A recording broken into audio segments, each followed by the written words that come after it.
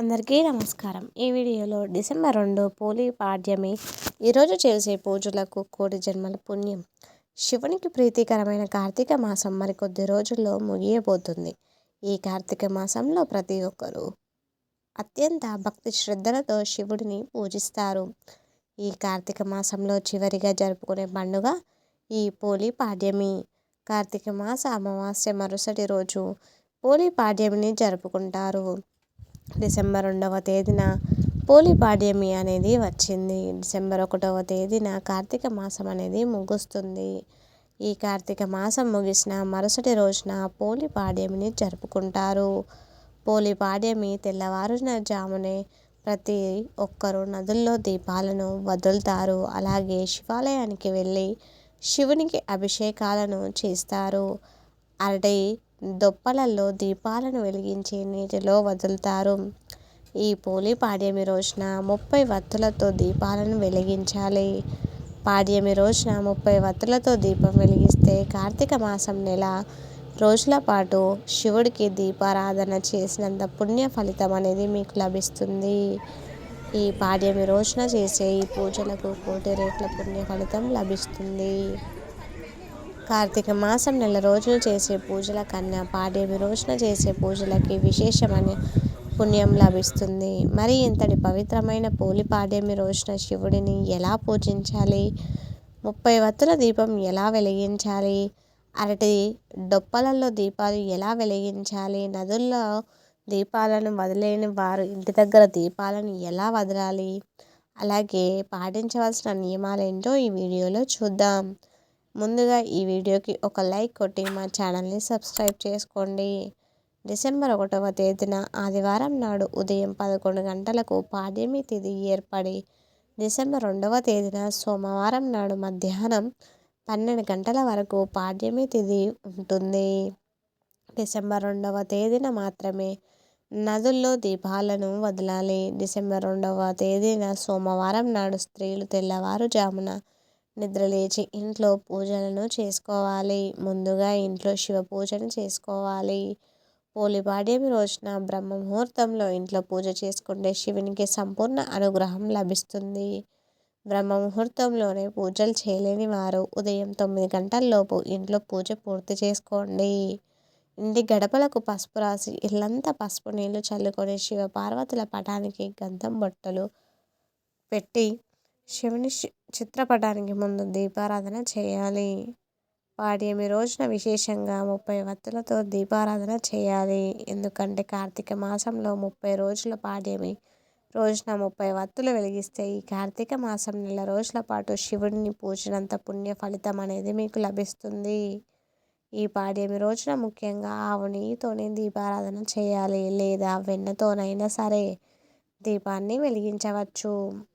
మట్టి ప్రమిదల్లో ఆవు నెయ్యిని పోసి అందులో 30 వత్తులు వేసి మీ పూజ గదిలో ఉన్న శివుని చిత్రపటం ముందు దీపం వెలిగించాలి. పూజలో నైవేద్యంగా ఒక బెల్లం ముక్కను నివేదించండి. చివరిగా శివునికి హారతి ఇచ్చి శివునికి నమస్కారం చేసుకొని 5 ప్రదక్షిణాలను చేయండి.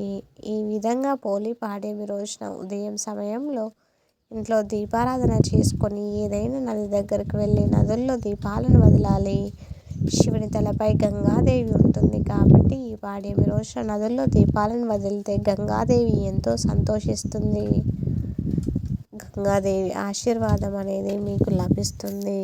ఈ రోజు నదుల్లో దీపాలను ఎలా వదలాలంటే నదికి వెళ్ళిన వారు తూర్పు దిక్కున తిరిగి ఆ సూర్యుడికి ఆర్ఘ్య సమర్పించాలి.